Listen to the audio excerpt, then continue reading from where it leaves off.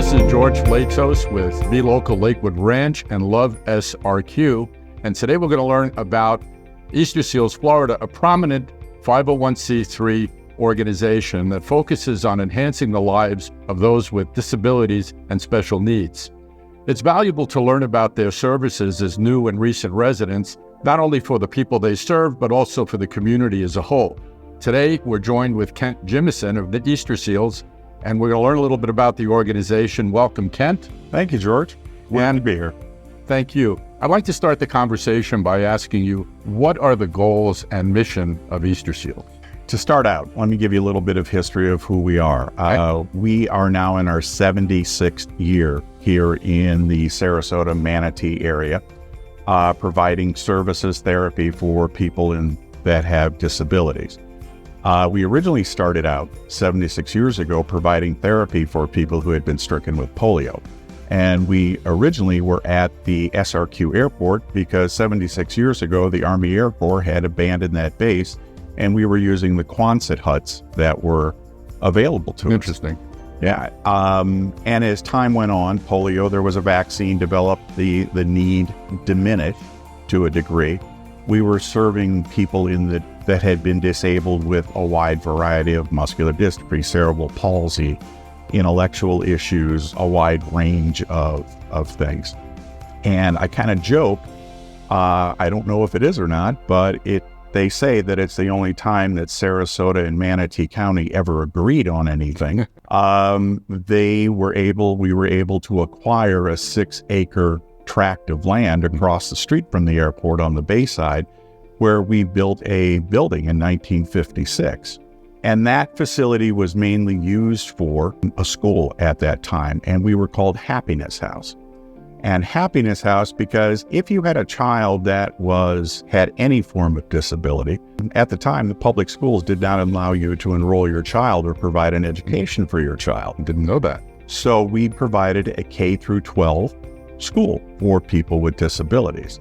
And that's really how Happiness House evolved over the years. And as disability therapies improved, research was done, we have grown with that as well. That's a very interesting story. So let's talk about some of the services that you provide the special needs people, individuals that you serve. Sure. We serve the population from 6 weeks old through full life and virtually everything in between. Initially, we serve at our Lily School, which is a daycare and a preschool taking you all the way through VPK. And what's really great about the Lily School is it allows children who are typically developing as well as children who are non-typically developing to be in the same school, to be in the same classroom. Because honestly, the earlier you teach kids that even though there is a difference, there really are no differences. And we move them through that system. And the Lily School, we're a firm believer in nutrition. We have our own chef on staff who prepares breakfast, lunch, and snack every day for the kids. And it's not chicken nuggets. It's not, he fixes things, broccoli, cauliflower, tofu, different types of meals that you would never expect children at that age to be eating. But the higher the nutrition, we firmly believe the better that goes into the body, the growth, everything that helps as the child develops. Pretty interesting stuff. What about some of the services? When I toured your facility, I was fortunate enough to see some of the artwork and some of the crafts and some of the other things they provide. Well, after Lily School, after the VPK, for children who are non-typically developing, we offer a K through 8 education facility. And we run them through a full accredited education. And then from there, we have a high school that they can go to. And in the state of Florida, if you have a disability, you're allowed to attend high school through age 22. So after that, then there's the adult program. And our adult program focuses in on, and it's through the ADP, the American Disability, People with Disability, where we teach them life skills, we teach them job skills, we go through the process to help them develop.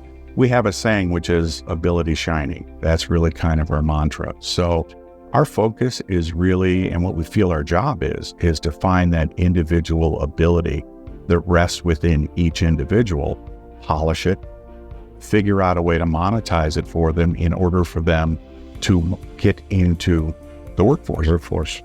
So more specifically, some of the programs where you're actually training or help train them.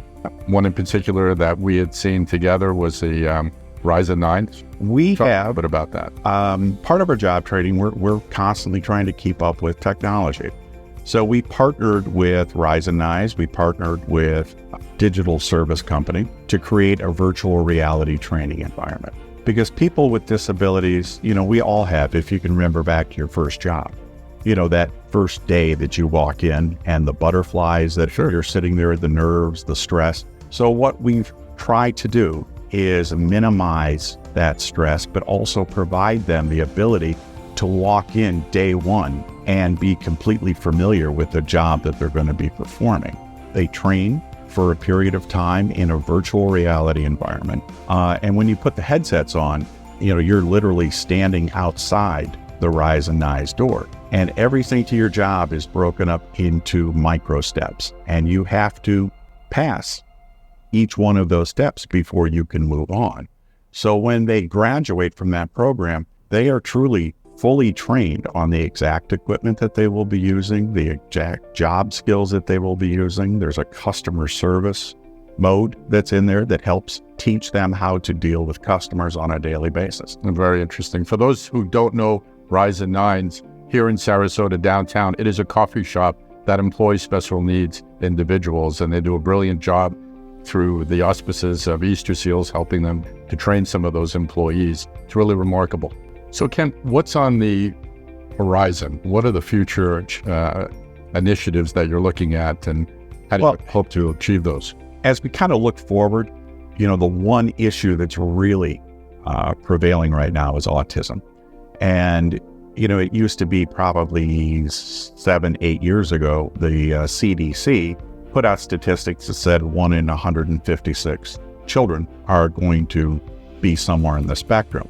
Move forward to today, the new information that was released is now in 1 in 36 children are going to be somewhere on the spectrum. So we see autism and the services to help parents and the families really as being the future. Through some very generous people here in the Sarasota area, we were able to get a grant, found the Autism Center of Excellence. And what that is, for those who don't know, autism the symptoms begin to present anywhere between 18 and 24 months. The only way that you can begin to get services is to have your child diagnosed. Well, there were only, previous to the Autism Center of Excellence, there were only 2 places that you could go in this area to get a diagnosis. One was All Children's up in Tampa, and then there was another person down in Port Charlotte who had just a basic single office. Well, their waiting list was anywhere from 24 to 28 months. So if you think about it, you've got a child who may be 2 years old, but you can't even get service or a diagnosis until they're 4 or 5. And that's incredibly important in their development. The loss of very valuable time. Very valuable time. So we were able to hire 2 psychologists who are both certified. And day one, when they walked in, after they signed the papers and we said, well, there's the bathrooms, there's where you can get something to drink, their waiting list went to 8 months, just overnight. And we've been able to work through that process, get people through, and now we're down to about 16 weeks, which still isn't great. But if you take a look at 16 weeks versus 24 to 28 months, it allows your child to get in, get the diagnosis, and treatment to begin. What does that treatment look like for autism?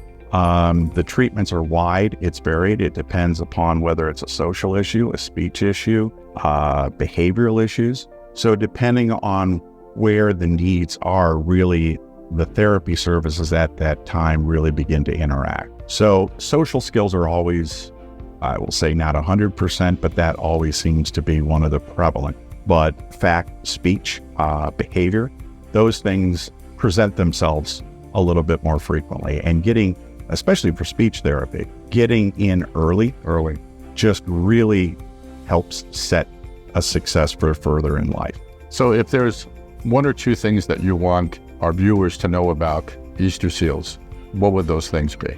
Again, we provide services from 6 weeks old through full life. We have a wide-ranging number of therapies. So whether it's speech therapy, behavioral therapy, occupational therapy, vocational training, all the way through. But we also have physical therapy.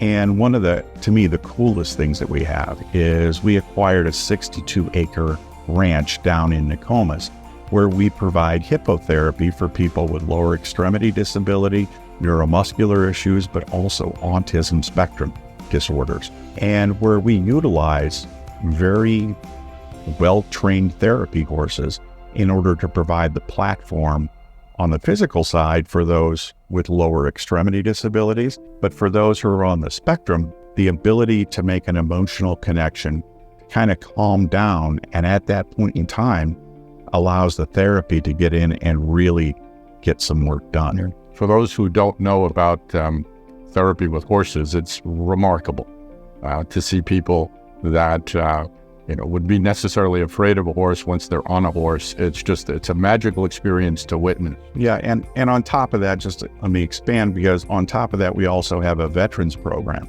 at InStride where we take veterans who are having some issues and provide a veteran first responder and frontline healthcare worker program for them as well. And one of the, I guess, most amazing things when they get on the back of the horse is just really that emotional connection that they make. You can't quantify it. You can't put data to it. It really is. It's just like magic. And, honestly, my second day with Easterseals, they took me down there and I was looking going, you use horses for what?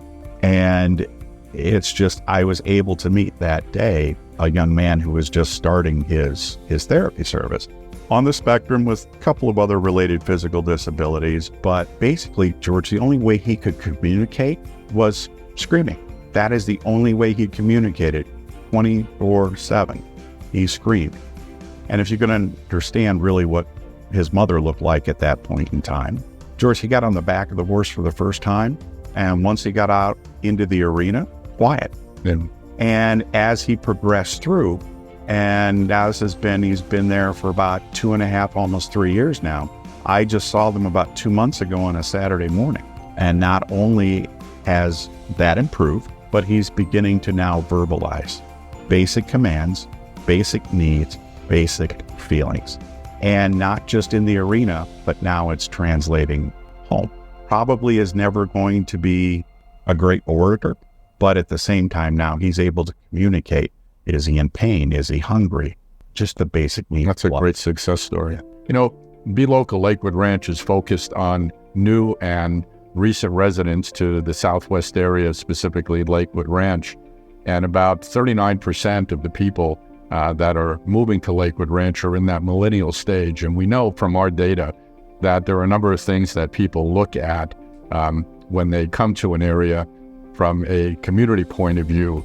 Those of you out there who might have children with special needs now know that there's a facility in this area that can help support you and to support those children. And the other thing is that people are coming here are looking for an opportunity to give back and an opportunity to support those community organizations that are really doing something for the community that adds value. So, Kat, let me ask you this. How can we help you? How can we support you if we have people coming here who are interested in providing support for you? The first thing is help us tell the story. Let people know. 1 in 6 households in the United States have a disability present within that household. It's not as though and there is no socioeconomic barriers to it. There is nothing that says that if you're on the higher side, it's less. If you're on the lower side, it's more. This is prevalent. And as you said, our community is growing, and it's growing by leaps and bounds, and with a younger audience, with that presence of children, more children. If you take the CDC statistics and say 1 in 36 kids, it's remarkable statistics. I just ran the numbers of the 2021 births in Sarasota and Manatee County, about 6,000 births. Well, you translate that down, that's going to be 181 children who are going to have a need in the next 2 years, and then begin to scale it, begin to multiply. It's going to be a need. And how people can help is let people know. If you have friends, family, yourself, let them know that there are services available. And obviously, we're a 501c3. We do receive state funding. We do receive federal funding. We receive all sorts of things. But honestly, in any month, we're celebrating if private insurance and federal and state and the other funds, if we cover 70% of our monthly operating. So whether it's time, helping volunteer, talent with your volunteer, your expertise, the things that your life has taught you, or your treasure, just basic donations. They're fully tax deductible, but it's something where and we can show that the money that you're donating is truly helping and specifically going toward really an amazing cause. I certainly learned a lot today. I want to thank you for joining us on our series. And this is George Latos again for Be Local and Love SRQ. We'll see you next time.